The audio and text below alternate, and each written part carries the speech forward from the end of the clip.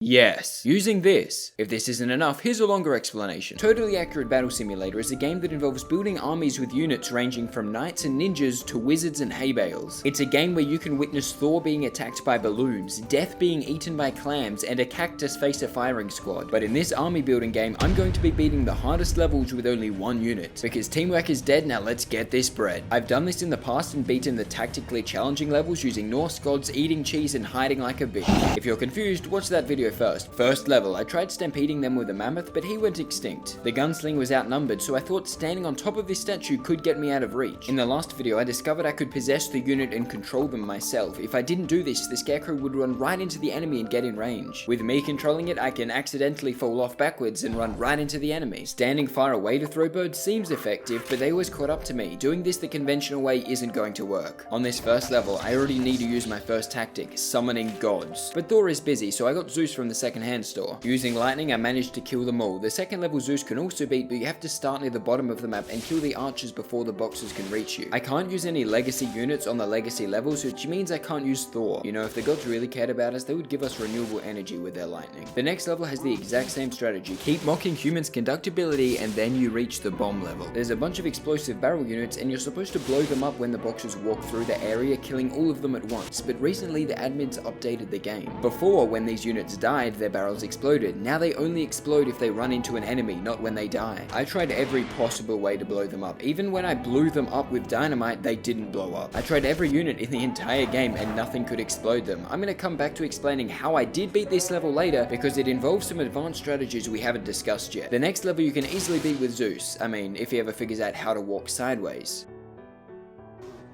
Zeus gets cannibalized by vampires on the next level though, and since Zeus's weakness is women, I assumed they would be stronger, but my gymnastic pirate queen still wasn't enough. Instead, we are going to use terrain to our advantage as our second tactic. The unit we are using is the Grim Reaper. Hide behind this church and wait for the enemies to walk towards you. These tendrils can kill one unit each and reset every 30 seconds. While your camera struggles, swing your scythe and hope the tendrils kill them as they approach. After 50 seconds, dodge the crazed horse and you should have a tiny amount of health left. Kill the horse for the victory. The next level only has 5 units, so kill them from afar with a cannon. Now the enemies are in a V shape of long spears and a wizard. I had many deaths with the Grim Reaper and the Pirate Queen, so as Zeus, spawn to the north and walk behind the church, and the spear holders should get stuck behind this coffin. While they try to invent the pickaxe or a ladder, you can 1v1 the wizard. It's a close fight, but you should be able to win and then pick off the rest of them from afar. The next level has a tank. A tank. Zeus will not be opening any driving schools on Mount Olympus. As the Pirate Queen, you can hide behind this coffin and unleash your perfect 10 to kill all the ground troops. The only problem is the tank, unless the driver is cosplaying Daredevil and turns sideways. I just cut a tank to death. I'm pretty proud of that. The next level has 6 tanks. It's time for one of my favorite units to shine. The Scarecrow can send birds to attack for him, and he is special because he doesn't need to be near the enemies to send them. He can sit in a corner and throw honing birds to attack for him. This is the most realistic unit of all. A ruler telling his subjects to fight for him without ever being in real danger. We can also use the tank's size to their disadvantage. As they say, the bigger they are, the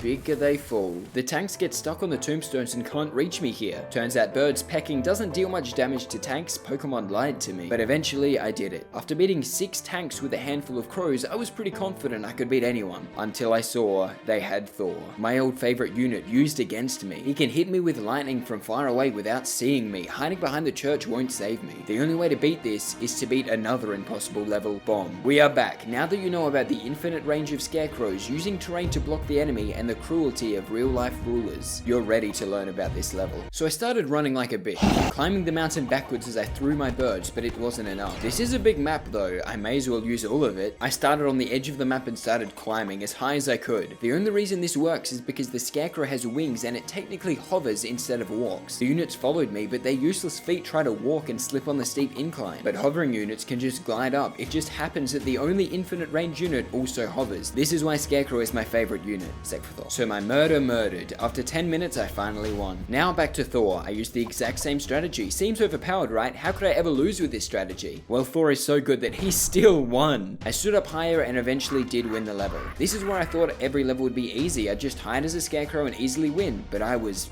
very, very wrong. I've beaten the first half of the legacy levels, but now we're up to legacy levels. There's a few new problems. Different maps, so no mountains I can climb up. Limited unit placement space, I can't start at the edge of the map. This circle is where I can place units. And also I can only use legacy units. Scarecrows aren't even an option anymore. The good news is I can use legacy units.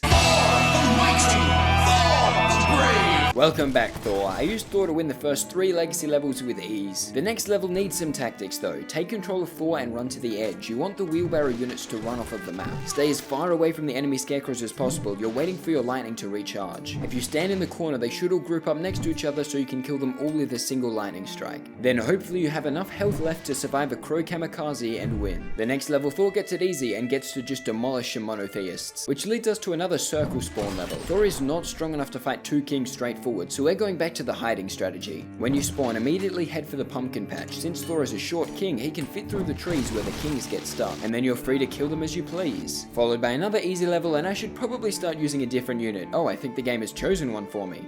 I didn't put that there. The game has given me a unit that stands completely still and then gets quarterbacked. Just look at that form. Beautiful. The goal of this level is to defend the Pharaoh, so I can't sell him. The game has given me my 1 unit, and it's a unit that can't attack. His ability makes him stand still, and his name is Billy. I'm gonna need some determination music for this. My plan is to walk up the stairs, climb around this edge, and get behind the castle, then they can't reach me. The Pharaoh does a small amount of damage when he casts his ability in a circle. Given enough time, he should be able to kill Zeus and the quarterback. I started walking towards the stairs and was gifted an anaconda. After 5 more attempts, I managed to get to the columns before receiving a surprise biopsy. If you look closely at this attempt, I managed to get up 1 stair. I am making progress. After half an hour, I learned to dodge the snakes by going at a 45-degree angle. It makes you slightly faster than walking forward. You can also weave through the columns to get the spearmen stuck, then I can climb the stairs. There is one problem that I haven't quite figured out yet. After 2 hours, I realized you can count the time between the quarterback's charges. If you make sudden movements to the side, you can dodge him so he will fly past you. Of course, you also have to dodge Zeus's lightning attacks at the same time. Come on, Billy, you can do this. Go where no Pharaoh has gone before. The hitboxes in this game are totally accurate. Attempt 648. Zigzag walk for the small chance my ankle slips to give me a speed boost. Bull will charge in 3, 2, 1 small boost from the angle. Weave through the columns to dodge spears and hope some of them get caught in each other's gaze and fall deeply in love, unable to focus on the fight. Climb everything with your shins first and zigzag so that Zeus misses his shots. Use a little random luck to survive the bull charge. You dodge at the last second to send the bull off the stairs. And I am at the ledge. Billy, we have done it. You just have to walk across the edge and we are safe. No, Billy, get up! What are you doing? Why are you lying down? Oh, Billy, we were so close. To be fair, we've been doing this for a long time. Your legs need a break. Not only could I not beat this level with 1 unit, I couldn't beat it with 2. I was going to say that the mandatory unit they give us doesn't count and I could use Thor as my 1 unit to protect the Pharaoh, but I needed 2 Thors to save Billy. I will come back to this level later. I want to move on to see if I can learn new strategies from the next few levels. The next level reminds me of the first one in my last video, where you stand in a frozen tree until everyone dies of frostbite. The next level is I don't want to get the culture wrong, so I'm just going to say it's a cultural map. And you don't go swimming. That is what you do not do. What you do is run over to the edge of the map and hide in cover while lightning strikes. Another level the same, and then we reach a heartbreaking problem.